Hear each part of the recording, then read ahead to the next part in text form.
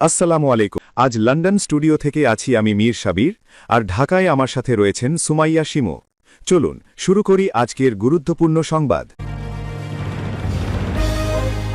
আগামী ২০২৬-২৭ অর্থবছরের বাজেটে ফ্যামিলি কার্ড কর্মসূচির আওতায় ৪১ লাখ নারীকে মাসে ২৫০০ টাকা করে ভাতা প্রদানের ঘোষণা দিয়েছে সরকার। ১৪ দফা পরিকল্পনা বদলাতে যুক্তরাষ্ট্রের চাপ ব্যর্থ হওয়ায় ইরান নিজের অবস্থান থেকে এক চুলও সরে আসেনি। ইরানের কথিত ১৪ দফা খসড়া একটি স্পষ্ট বার্তা দিয়েছে, আলোচনা এগোতে পারে, কিন্তু শুধু ওয়াশিংটনের শর্তে নয়। ইরানি গণমাধ্যম অনুসারে এই পরিকল্পনায় নিম্নলিখিত বিষয়গুলো দাবি করা হয়েছে: ১. লেবানন সহ সকল রণাঙ্গনে যুদ্ধের অবিলম্বে ও স্থায়ী সমাপ্তি। নতুন অর্থবছরে দেশের ১০০টি উপজেলায় ৪২,৫০,০০০ কৃষককে কার্ড দেয়া হবে। বৃহস্পতিবার সংসদে অর্থমন্ত্রী আমির খসরু মাহমুদ চৌধুরী এই ঘোষণা দেন। তিনি ২০২৬-২৭ অর্থবছরের বাজেটে প্রাথমিকভাবে কৃষক কার্ড বাবদ ১,০৬২ কোটি টাকা বরাদ্দের প্রস্তাব করেন। পাকিস্তান নৌবাহিনীতে যুক্ত হল প্রথম হাঙর ক্লাস সাবমেরিন পিএনএস হাঙর। ১১ জুন ২০২৬ তারিখে পাকিস্তান নৌবাহিনীর প্রথম হাঙর ক্লাস সাবমেরিন পিএনএস হাঙর করাচি নৌঘাঁটিতে পৌঁছেছে। এটি চীন পাকিস্তান প্রতিরক্ষা সহযোগিতার অন্যতম বৃহৎ প্রকল্পের একটি। ৪ দিনের আলোচনা শেষে ব্রিফিং হলে না। নয়াদিল্লিতে নীরবতায় শেষ বিজিবি বিএসএফ বৈঠক। প্রধানমন্ত্রী তারেক রহমান একটা ডিপ্লোমেসির মাস্টার দেখতেছি। ওনার প্রথম রাষ্ট্রীয় সফর নিয়ে দীর্ঘদিন ধরে ধোঁয়াশা চলছিল।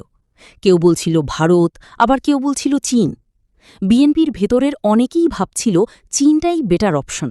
যেহেতু দেশে ভারত বিরোধী একটা সেন্টিমেন্ট চরম আকারে পৌঁছে গেছে, তাই এই মুহূর্তে ভারত সফরের চেয়ে চীন সফর রাজনৈতিকভাবে নিরাপদ হতো। মৌলভীবাজারের কুলাউড়া উপজেলার দত্তগ্রাম সীমান্ত এলাকায় ভারতীয় সীমান্তরক্ষী বাহিনী বিএসএফের গুলিতে মুজিবুর রহমান নামে এক বাংলাদেশি নিহত হয়েছেন। মৎস্য ও প্রাণী সম্পদ মন্ত্রণালয়ের প্রতিমন্ত্রী সুলতান সালাউদ্দিন তুকু বলেছেন, দেশের প্রান্তিক ও ক্ষুদ্র খামারিদের অর্থনৈতিকভাবে স্বাবলম্বী করতে বিশুদ্ধ জাতের ব্ল্যাক বেঙ্গল ছাগল ও দেশীয় ভেড়া সম্প্রসারণ প্রকল্প গুরুত্বপূর্ণ ভূমিকা পালন করবে। প্রাথমিক ও গণশিক্ষা প্রতিমন্ত্রী ববি হাজ্জাজ বলেছেন, দেশের বিভিন্ন অঞ্চলে বেসরকারি ও উন্নয়ন সংস্থাগুলোর উদ্ভাবনী শিক্ষা উদ্যোগগুলো জাতীয় পর্যায়ে সম্প্রসারণে সরকার আগ্রহী। বিশেষ করে জলবায়ু ঝুঁকিপূর্ণ ও দুর্গম এলাকার শিশুদের শিক্ষার সুযোগ নিশ্চিত করতে সফল মডেলগুলো বৃহত্তর পরিসরে বাস্তবায়নের উদ্যোগ নেওয়া হবে। কুষ্টিয়ার দৌলতপুরে বেলগাতুয়া প্রাগপুর সীমান্তে বিএসএফের পুশুনের চেষ্টাকে ঘিরে মানবিক সংকটের সৃষ্টি হয়েছে। নির্ধারিত পতাকা বৈঠক অনুষ্ঠিত না হওয়ায় ২.৫ বছরের শিশু শ্যামাদসহ ১২ জনকে সীমান্তের শূন্যরেখা সংলগ্ন এলাকায় রাত কাটাতে হচ্ছে। বিশ্বের সবচেয়ে বেশি চাষ হওয়া তুলার প্রজাতি হল গসিপিয়াম হিরসুটাম, যা সাধারণত অ্যাপল্যান্ড তুলা নামে পরিচিত। বর্তমানে বিশ্ববাজারে মোট উৎপাদিত তুলার প্রায় ৯০% এই প্রজাতির দখলে। লালমনিরহাটে ১২ জনকে পুশিনের চেষ্টা রুখে দিল বিজিবি ও গ্রামবাসী। লালমনিরহাটের হাতিবান্ধা সীমান্তে ভারতীয় সীমান্তরক্ষী বাহিনী বিএসএফ এর মাধ্যমে পুশিনের একটি বড় প্রচেষ্টা ব্যর্থ করে দিয়েছে বর্ডার গার্ড বাংলাদেশ বিজিবি। মুখে দাড়ি থাকায় জয় শ্রীরাম স্লোগানে বাধ্য। ভারতীয় মুসলিম ফেরিওয়ালাকে কুড়াল দিয়ে কুপিয়ে হত্যা। ভারতের পশ্চিমবঙ্গের পুরুলিয়া জেলায় আকবর মণ্ডল নামে এক দরিদ্র মুসলিম ফেরিওয়ালাকে কুড়াল দিয়ে নির্মমভাবে কুপিয়ে হত্যা করার ঘটনায় তীব্র ক্ষোভ ও আতঙ্ক ছড়িয়ে পড়েছে। শুনছিলেন সংবাদ শিরোনাম, এখন বিস্তারিত। তবে তার আগে অনুরোধ থাকবে এই ভিডিওটিতে একটি লাইক, কমেন্ট এবং চ্যানেলটি সাবস্ক্রাইব করে জানিয়ে দিন কোন জেলা থেকে বা কোথা থেকে আপনি আমাদের এই ভিডিওটি দেখছেন এবং শুনছেন। মৌলভীবাজারের কুলাউড়া উপজেলার দত্তগ্রাম সীমান্ত এলাকায় ভারতীয় সীমান্তরক্ষী বাহিনী বিএসএফ এর গুলিতে মুজিবুর রহমান নামে এক বাংলাদেশি নিহত হয়েছেন। শুক্রবার ১২ জুন বিকেলে উপজেলার শরীফপুর ইউনিয়নের দত্তগ্রাম সীমান্তের নিশ্চিন্তপুর এলাকায় এ ঘটনা ঘটে।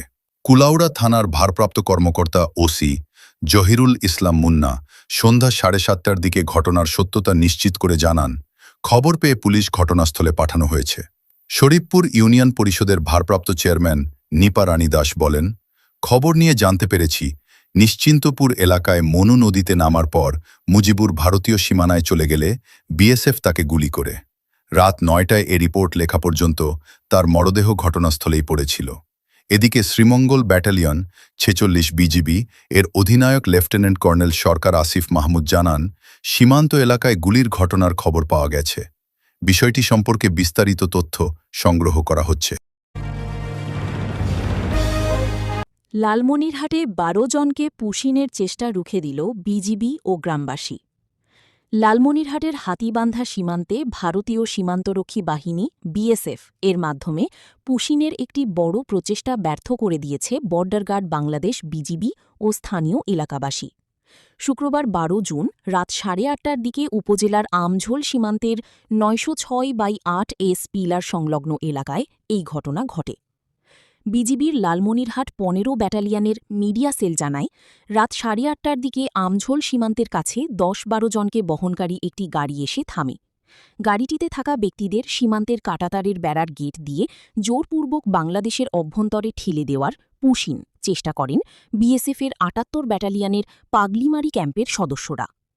সীমান্তে অস্বাভাবিক পরিস্থিতির বিষয়টি দ্রুত আঁচ করতে পারেন স্থানীয়রা। তাৎক্ষণিকভাবে মাইকিং করে গ্রামবাসী জড়ো হন এবং বিজিবিকে খবর দেওয়া হয়। গ্রামবাসী ও বিজিবির সম্মিলিত কঠোর প্রতিরোধের মুখে বিএসএফ পিছু হটতে বাধ্য হয়। এক পর্যায়ে বিএসএফ ওই ব্যক্তিদের সীমান্তের শূন্যরেখা থেকে পুনরায় ভারতের অভ্যন্তরে নিয়ে যেতে বাধ্য হয়। ঘটনার সত্যতা নিশ্চিত করেই বিজিবির লালমনিরহাট ১৫ ব্যাটালিয়নের অধিনায়ক লে কর্নেল মিহিদি ইমাম জানান, যে কোনো ধরনের পুশিন বা অবৈধ অনুপ্রবেশ রোধে বিজিবি সীমান্তে সর্বোচ্চ সতর্ক অবস্থায় রয়েছে। তিনি বলেন, সীমান্তে সার্বক্ষণিক নজরদারি বাড়ানো হয়েছে। লে কর্নেল মিহিদি ইমাম স্থানীয় গ্রামবাসীদের উদ্দেশ্যে আহ্বান জানিয়ে বলেন, সীমান্তে কোনো অস্বাভাবিক তৎপরতা দেখলে আতঙ্কিত না হয়ে দ্রুত বিজিবিকে তথ্য দিন। আপনাদের সচেতনতা ও সহযোগিতা সীমান্তের নিরাপত্তা নিশ্চিত করতে আমাদের আরও শক্তিশালী করবে। সাম্প্রতিক সময়ে সীমান্তে পুশিন সংক্রান্ত বিষয়গুলো নিয়ে বিজিবি ও বিএসএফের মধ্যে উচ্চ পর্যায়ের আলোচনা চলছে। এমন পরিস্থিতিতে লালমনিরহাট সীমান্তে গ্রামবাসী ও বিজিবির এই ঐক্যবদ্ধ প্রতিরোধ অত্যন্ত তাৎপর্যপূর্ণ হিসেবে দেখছেন সংশ্লিষ্টরা। মৎস্য ও প্রাণী সম্পদ মন্ত্রণালয়ের প্রতিমন্ত্রী সুলতান সালাউদ্দিন তুকু বলেছেন, দেশের প্রান্তিক ও ক্ষুদ্র খামারিদের অর্থনৈতিকভাবে স্বাবলম্বী করতে বিশুদ্ধ জাতের ব্ল্যাক বেঙ্গল ছাগল ও দেশীয় ভেড়া সম্প্রসারণ প্রকল্প গুরুত্বপূর্ণ ভূমিকা পালন করবে। এ লক্ষ্যে বর্তমানে পাইলট ভিত্তিতে বাস্তবায়িত প্রকল্পটি পর্যায়ক্রমে দেশের সকল জেলায় সম্প্রসারণের নির্দেশনা দেওয়া হয়েছে। বাংলাদেশ কৃষি গবেষণা কাউন্সিল বিএআরসি এর সেমিনার হলে অনুষ্ঠিত প্রাণী সম্পদ অধিদপ্তর কর্তৃক বাস্তবায়নাধীন বিশুদ্ধ জাতের ব্ল্যাক বেঙ্গল ছাগল ও দেশীয় ভেড়া সম্প্রসারণে পাইলট প্রকল্পের অবহিতকরণ সভায় প্রধান অতিথির বক্তব্যে তিনি এসব কথা বলেন। মৎস্য ও প্রাণী সম্পদ মন্ত্রণালয়ের প্রতিমন্ত্রী সুলতান সালাউদ্দিন তুকু বলেছেন, দেশের প্রান্তিক ও ক্ষুদ্র খামারিদের অর্থনৈতিকভাবে স্বাবলম্বী করতে বিশুদ্ধ জাতের ব্ল্যাক বেঙ্গল ছাগল ও দেশীয় ভেড়া সম্প্রসারণ প্রকল্প গুরুত্বপূর্ণ ভূমিকা পালন করবে। এ লক্ষ্যে বর্তমানে পাইলট ভিত্তিতে বাস্তবায়িত প্রকল্পটি পর্যায়ক্রমে দেশের সকল জেলায় সম্প্রসারণের নির্দেশনা দেওয়া হয়েছে।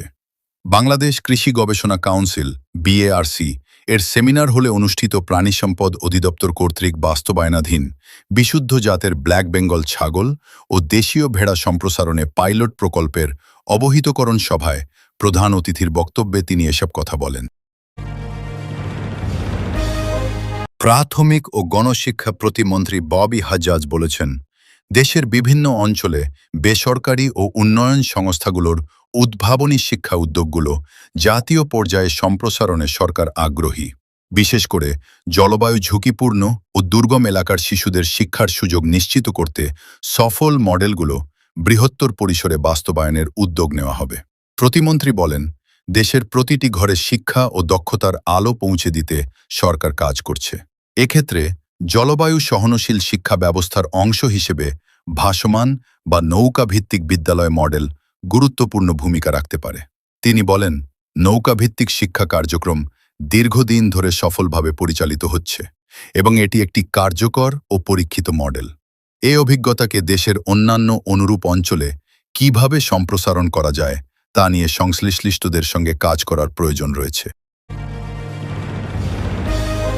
আগামী 2026 থেকে 27 অর্থবছর থেকে আয়কর রিটার্ন জমা দেওয়ার নিয়মে বড় পরিবর্তন আসছে। এখন থেকে স্বাভাবিক ব্যক্তি ও হিন্দু অবিভক্ত পরিবারের করদাতারা বছরের যে কোনো সময় তাদের আয়কর রিটার্ন জমা দিতে পারবেন। তবে নির্ধারিত সময়ের আগে রিটার্ন জমা দিলে মিলবে বিশেষ কর ছাড়, আর দেরিতে দিলে গুনতে হবে জরিমানা। বৃহস্পতিবার 11 জুন বিকেলে জাতীয় সংসদে 2026 থেকে 27 অর্থবছরের প্রস্তাবিত বাজেটের অর্থ আইন 2026 উপস্থাপনকালে এই তথ্য জানান অর্থমন্ত্রী আমির খসরু মাহমুদ চৌধুরী। মুখে দাড়ি থাকায় জয় শ্রীরাম স্লোগানে বাধ্য। ভারতে মুসলিম ফেরিওয়ালাকে কুড়াল দিয়ে কুপিয়ে হত্যা। ভারতের পশ্চিমবঙ্গের পুরুলিয়া জেলায় আকবর মণ্ডল নামে এক দরিদ্র মুসলিম ফেরিওয়ালাকে কুড়াল দিয়ে নির্মমভাবে কুপিয়ে হত্যা করার ঘটনায় তীব্র ক্ষোভ ও আতঙ্ক ছড়িয়ে পড়েছে। নিহতের পরিবারের পক্ষ থেকে অভিযোগ করা হয়েছে, সাম্প্রতিক সময়ে ওই এলাকায় তীব্র মুসলিম বিদ্বেষী ও ভীতিমূলক পরিবেশ তৈরি করা হয়েছে। এমনকি মুখে দাড়ি থাকার কারণে প্রায়শই মুসলিম ফেরিওয়ালাদের জোরপূর্বক জয় শ্রীরাম স্লোগান দিতে বাধ্য করা হতো। শুক্রবার 12 জুন ভারতীয় সংবাদমাধ্যম এনডিটিভির এক প্রতিবেদন থেকেই এ তথ্য জানা যায়। প্রতিবেদনে বলা হয়, গত 9 জুন আকবর মণ্ডলকে হত্যা করা হয়। ভয় ও আতঙ্কের এই পরিস্থিতির কারণেই আমার বাবাকে খুন হতে হয়েছে বলে দাবি করেন তার 20 বছর বয়সী ছেলে জুলফিকার। জানা যায়, জুলফিকার দারিদ্র্যের কারণে পড়াশোনা ছেড়ে দিতে বাধ্য হন। বাবার মতোই তিনি পুরুলিয়ার বান্দোয়ান এলাকায় ফেরিওয়ালার কাজ করেন। জুলফিকার জানান, 9 জুন সকালে আকবর মণ্ডল ভ্যানে করে স্টিলের বাসনপত্র বিক্রি করছিলেন। সুপুরডিহি গ্রামে তাঁকে হঠাৎ টেনে হিঁচড়ে একটি বাড়িতে নিয়ে যাওয়া হয়। এ সময় সেখানে অপরিচিত এক ব্যক্তি তার উপর হামলা চালায়। ওই ব্যক্তি প্রথমে আমার বাবাকে লাঠি দিয়ে পিটায় উল্লেখ করে জুলফিকার বলেন, বাবা আত্মরক্ষা করার চেষ্টা করলে তাকে কুড়াল দিয়ে আঘাত করা হয়। তিনি বলেন, দুপুর নাগাদ বান্দোয়ান থানা থেকে এক পুলিশ কর্মকর্তা আমাকে ফোন করে বলেন, আপনার বাবা খুন হয়েছেন, এখনই বান্দোয়ান হাসপাতালে চলে আসুন। আমি হাসপাতালে গিয়ে বাবার মরদেহ দেখতে পাই জানিয়ে জুলফিকার বলেন, তার মাথা থেঁতলে দেওয়া হয়েছিল। সেই দৃশ্য ছিল ভয়াবহ, পুরো শরীর রক্তে ভিজা ছিল।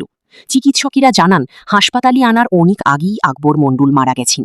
এই সময় তিনি অভিযোগ করেন, শুধু দাড়ি থাকার কারণে কিছু লোক আমাদের জোর করে জয় শ্রীরাম বলতে। কুষ্টিয়ার দৌলতপুরে বেলগাতুয়া প্রাগপুর সীমান্তে বিএসএফের পুশুনের চেষ্টাকে ঘিরে মানবিক সংকটের সৃষ্টি হয়েছে। নির্ধারিত পতাকা বৈঠক অনুষ্ঠিত না হওয়ায় 2.5 বছরের শিশু শ্যামাদসহ 12 জনকে সীমান্তের শূন্যরেখা সংলগ্ন এলাকায় রাত কাটাতে হচ্ছে।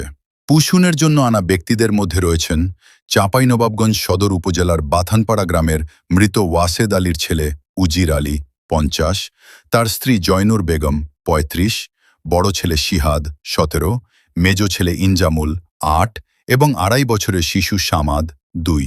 এছাড়া সাতক্ষীরা জেলার শ্যামনগর উপজেলার রফিকুল গাজীর পরিবারের 3 সদস্য এবং খুলনা জেলার ডুমুরিয়া উপজেলার আফরোজা খাতুনের পরিবারের 4 সদস্য রয়েছেন। তারা সবাই নিজেদের বাংলাদেশি নাগরিক বলে দাবি করেছেন।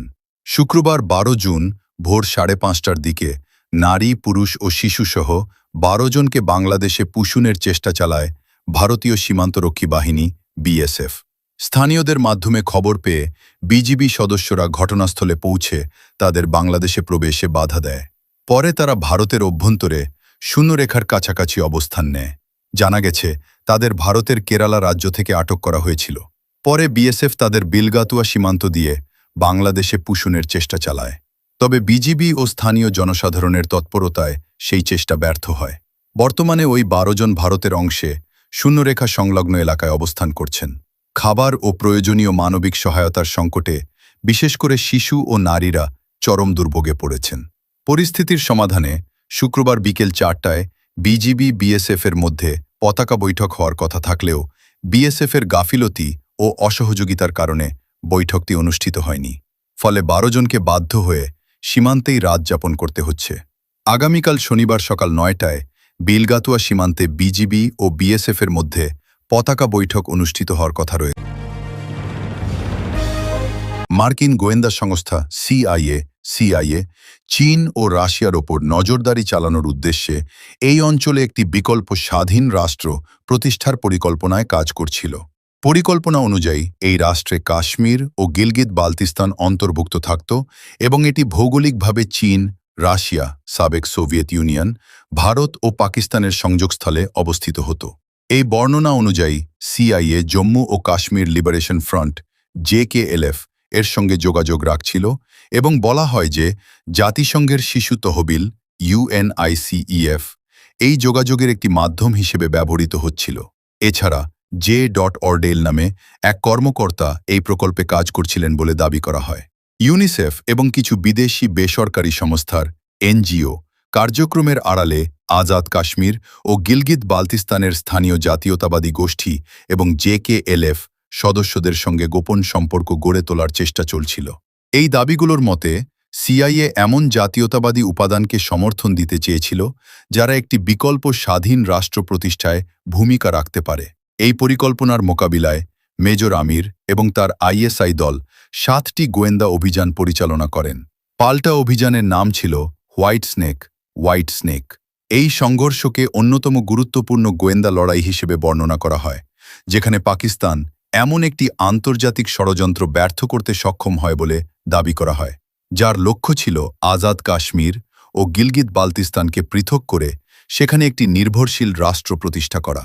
বর্ণনার শেষে দাবি করা হয় যে এই পরিকল্পনার কাজ আবারও শুরু হয়েছে এবং কিছু বেসরকারি সংস্থা পুনরায় সংশ্লিষ্ট পক্ষ ও সংগঠনগুলোর সঙ্গে যোগাযোগ স্থাপন করছে। বিশ্বের সবচেয়ে বেশি চাষ হওয়া তুলার প্রজাতি হল গসিপিয়াম হিরসুটাম, যা সাধারণত অ্যাপল্যান্ড তুলা নামে পরিচিত। বর্তমানে বিশ্ববাজারে মোট উৎপাদিত তুলার প্রায় 90% এই প্রজাতির দখলে। গবেষণায় দেখা গেছে মেক্সিকোর ইউকাতান উপদ্বীপের উত্তর-পশ্চিম অংশে প্রথম এ বিশেষ জাতের তুলা চাষ শুরু হয়। ওই অঞ্চলে বিখ্যাত মায়া সভ্যতার বিকাশ ঘটারও অনেক আগে, প্রায় 4 থেকে 7 হাজার বছর আগে এ কৃষি বিপ্লব ঘটেছিল। বন্য ও কাঠের মতো শক্ত এক ধরনের গুল্মজাতীয় উদ্ভিদ থেকে কিভাবে আজকের আধুনিক তুলা তৈরি হলো, সেই ইতিহাস সফলভাবে খুঁজে বের করতে সক্ষম হয়েছেন বিজ্ঞানীরা। উন্নত জিনগত গবেষণার মাধ্যমে বিজ্ঞানীরা নিশ্চিত করেছেন বর্তমানে বিশ্বজুড়ে উৎপাদিত উচ্চ ফলনশীল অ্যাপল্যান্ড তুলার চাষ হাজার হাজার বছর আগে প্রথম শুরু করেছিলেন মেক্সিকোর প্রস্তর যুগের কৃষকরা। সম্প্রতি বিজ্ঞান সাময়িকী proceedings of the national academy of সায়েন্সেসে এই যুগান্তকারী গবেষণা প্রতিবেদনটি প্রকাশিত হয়। গবেষণায় তুলা কিভাবে একটি প্রভাবশালী বৈশ্বিক শিল্পে পরিণত হল তার পেছনে থাকা জিনগত পরিবর্তনের বিশদ বিবরণ দেয়া হয়েছে। আধুনিক চাষ করা তুলা জিনগত বৈশিষ্ট্যের সঙ্গে বিভিন্ন বন্য জাতের তুলনা করে গবেষকরা এ উদ্ভিদের সঠিক ভৌগোলিক উৎপত্তিস্থল চিহ্নিত করতে পেরেছেন। একই সঙ্গে এটি প্রাচীন আমলের কৃষি পদ্ধতি সম্পর্কেও নতুন ধারণা দিচ্ছে। গবেষকদের তথ্য অনুযায়ী বিশ্বের সবচেয়ে বেশি চাষ হওয়া তুলার প্রজাতি হল গসিপিয়াম হিরসুটাম, যা সাধারণত অ্যাপল্যান্ড তুলা নামে পরিচিত। বর্তমানে বিশ্ববাজারে মোট উৎপাদিত তুলার প্রায় 90% এ প্রজাতির দখলে। গবেষণায় দেখা গেছে মেক্সিকোর ইউকাতান উপদ্বীপের উত্তর-পশ্চিম অংশে প্রথম এ বিশেষ জাতের তুলার চাষ শুরু হয়। ওই অঞ্চলে বিখ্যাত মায়া সভ্যতার বিকাশ ঘটারও অনেক আগে, প্রায় 4 থেকে 7 হাজার বছর আগে এ কৃষি বিপ্লব ঘটেছিল। আইওয়া স্টেট ইউনিভার্সিটির উদ্ভিদ বিজ্ঞানী ও বিবর্তনী জীববিজ্ঞানী জোনাথন ওয়েন্ডেল জানান, প্রাচীনকালের মানুষেরা বন্য জাতের এই উদ্ভিদের প্রতি বিশেষ আগ্রহ দেখিয়েছিলেন। বন্য তুলার গাছগুলো আসলে দীর্ঘজীবী এবং কাষ্ঠল গুল্ম বা ছোট গাছের মতো ছিল। আধুনিক খামারে চাষ করা তুলার তুলনায় সেগুলোর ফুল ছিল খুবই কম এবং ফল ও বীজও ছিল আকারে অনেক ছোট। গবেষক দলটি ইউকাতান, ফ্লোরিডা এবং ক্যারিবিয়ান দ্বীপপুঞ্জের পুয়ের্তো রিকো ও গুয়াদেলুপে পাওয়া বন্য প্রজাতির জিনের সঙ্গে চাষ করা তুলার জিনের তুলনা করে চাষের সঠিক স্থানটি নির্ধারণ করেছেন। আইওয়া স্টেট ইউনিভার্সিটির আরেকজন জিনবিজ্ঞানী করিন গ্রোভার বলেন, প্রাচীন প্রস্তর যুগের কৃষকরা এই ছড়িয়ে ছিটিয়ে থাকা বন্য গাছের তুলার আঁশের মধ্যে দারুণ সম্ভাবনা দেখতে পেয়েছিলেন। প্রাচীনকালের তাঁতিরা আবিষ্কার করেছিলেন হাত দিয়েই এই গাছের আঁশ থেকে সুতা তৈরি করা সম্ভব, আর সেই সুতা দিয়ে কাপড় বোনা, মাছ ধরার জাল, দড়ি ও অন্য নিত্য প্রয়োজনীয় জিনিস তৈরি করা যেত। হাজার বছর ধরে মানুষের পছন্দ এবং ধারাবাহিক উন্নতির মাধ্যমে বুনো উদ্ভিদটিই আজকের আধুনিক ফসলে রূপান্তরিত হয়েছে। গবেষণায় আরও বলা হয়েছে, বন্য তুলার ছোট, খসখসে ও বাদামি রঙের আঁশ থেকে আজকের সূক্ষ্ম সাদা টেক্সটাইল তন্তুতে রূপান্তরের প্রক্রিয়াটি বেশ জটিল ছিল। তবে দীর্ঘ সময় ধরেই মানুষের ক্রমাগত বাছাই প্রক্রিয়ার কারণে আধুনিক তুলা গাছের জিনগত বৈচিত্র্য বা জেনেটিক ডাইভার্সিটি অনেকাংশে কমে গেছে। বিজ্ঞানীরা সতর্ক করে বলেছেন, জিনগত বৈচিত্র্য কমে যাওয়ায় আধুনিক তুলা পরিবেশগত পরিবর্তন ও রোগবালাইয়ের ক্ষেত্রে বেশি ঝুঁকির মুখে পড়ছে। তাই ভবিষ্যতের কৃষির স্বার্থে বুনো তুলার বৈচিত্র্য রক্ষা করা খুবই গুরুত্বপূর্ণ। ১৬ শতকে আমেরিকায় স্প্যানিশ বিজয়ের পর আপল্যান্ড তুলা দ্রুত বিশ্বের অন্য অংশে ছড়িয়ে পড়ে। বর্তমানে চীন, ভারত, মার্কিন যুক্তরাষ্ট্র ও ব্রাজিল বিশ্বের শীর্ষ তুলা উৎপাদনকারী দেশ। ১৮ শতকের শেষের দিকে কটন জিন বা তুলা থেকে বীজ আলাদা করার যন্ত্র আবিষ্কারের ফলে তুলার চাষ অত্যন্ত লাভজনক হয়ে ওঠে। বিশেষজ্ঞরা বলছেন, এর পিছনে দাসপ্রথার বিস্তারের একটি বেদনাদায়ক ইতিহাসও রয়েছে। তবে তা সত্ত্বেও তুলা বিশ্বজুড়ে মানুষের জীবনের সঙ্গে গভীরভাবে জড়িয়ে রয়েছে এবং বিশ্ববাজারে এর চাহিদাও ক্রমাগত বাড়ছে।